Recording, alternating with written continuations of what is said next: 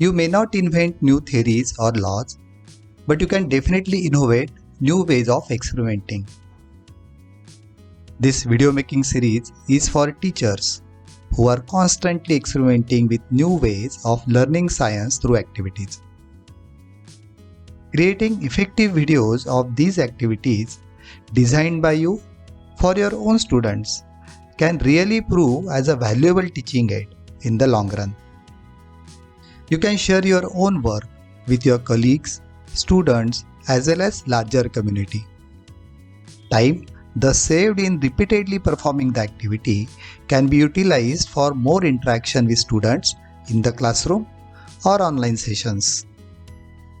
These videos can help students as well to perform activity independently. In this series, we discuss best practices to be followed during the process of video making.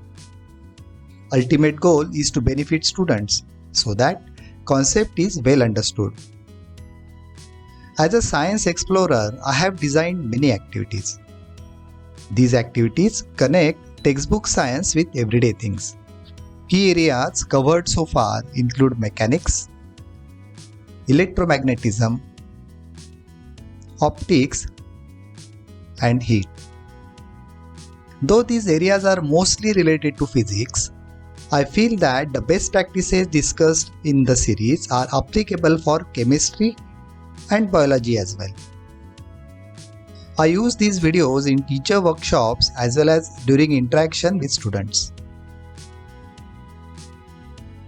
We will cover 3 phases of video making: pre-production, production, and post-production. These are the standard keywords used in regular movie or video making process. Pre-production phase involves lot of planning, script writing, and almost everything before you actually start shooting with your camera. Production phase involves creating a video with your camera, while post-production phase focuses on bringing all the pieces together, like videos, audio, graphics, and other visual effects. In our case though, it is not movie making, it's a science video making. We'll address only those areas which concern us. Focus is on best practices and following the right process, rather than specific content. Let's get started.